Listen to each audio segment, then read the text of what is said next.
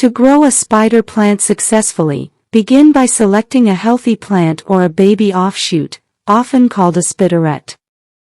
Choose a well-draining pot with a mixture of standard potting soil and a little sand or perlite to improve drainage.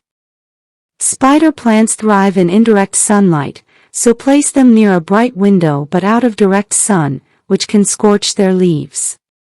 They can tolerate lower light conditions but will grow more slowly and produce fewer offshoots.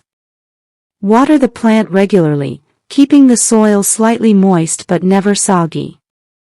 Overwatering can cause root rot, while letting the soil dry out completely can stress the plant. During the growing season, typically spring and summer, fertilize once a month with a balanced, water-soluble fertilizer to encourage healthy leaf growth and the development of baby plants. Reduce feeding during the fall and winter months when the plant's growth naturally slows. Spider plants are resilient and respond well to pruning.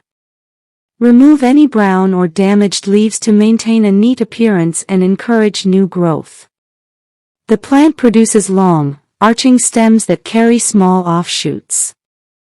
These can be left on the plant to grow into new spiderettes or can be propagated by placing them in water or directly in moist soil until roots develop.